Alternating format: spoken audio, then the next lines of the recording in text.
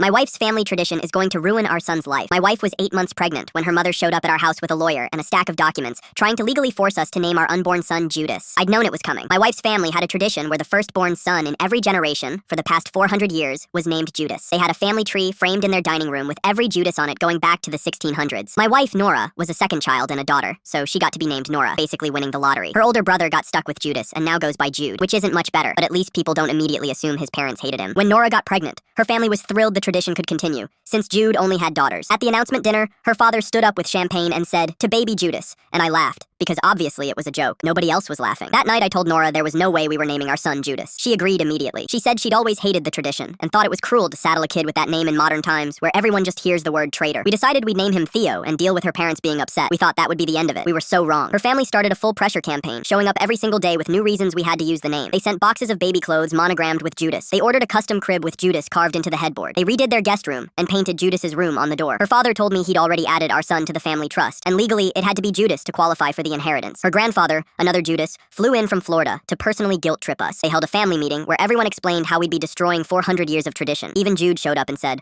"Look, it sucked for me, but you get used to it. It's part of who we are." I pointed out that he literally goes by a different name, and he said that was beside the point. Nora started to crack. After weeks of it, she started saying things like, maybe we could use it as a middle name, or what if we spelled it differently? Then her parents started dangling money. They'd pay for college. They'd give us a down payment on a bigger house, but only if we used the name. Nora started looking at houses online and taking daily calls with her parents in another room, coming out stressed and refusing to say what they'd talked about. When Nora was 8.5 months pregnant, her parents showed up with the lawyer. They wanted us to sign a legally binding agreement to name the baby Judas in exchange for $200,000 and a guaranteed inheritance. If we didn't sign, we'd be cut out of the will and cut off from the family. Nora looked at the papers, and I could see her actually considering it. I stood up and told them to get out of my house. After they left, we had the biggest fight of our marriage. She said $200,000 would change our lives. I said our son's happiness was more important than money. She said the name wasn't that bad. I said most parents don't deliberately choose to make their kid a target. We didn't speak for 2 days. Then, her water broke 3 weeks early. She called me at work screaming that the contractions were already close together and she couldn't reach anyone else. I told her to call an ambulance, that I'd meet her at the hospital, and I ran to my car and drove across town as fast as I could. I never made it. A truck ran a red light 2 blocks from the hospital and hit my side of the car so hard the whole world went white. I don't remember the ambulance or the first surgery. The last thing I remember is gripping the steering wheel, thinking I had to get to Nora. When I woke up 12 hours later, my leg was in a cast, my ribs were taped, and Nora was sitting next to the bed holding our son. She was crying. She handed me the birth certificate and whispered, "I'm so sorry." The name on it was Judas. I stared at the official state seal, the printed letters, his name typed in the box where it should have said Theodore. Nora's words came tumbling out, how the doctors told her I might not make it, how her parents were in the waiting room the whole time she was delivering, telling her it was what I would have wanted, and she was so scared she just signed everything they put in front of her. They'd been in the waiting room with the paperwork ready, which meant that while I was on an operating table 2 blocks away, they hadn't been praying I'd live. They'd been waiting for the one moment I couldn't say no. Click here to watch part 2 of the story.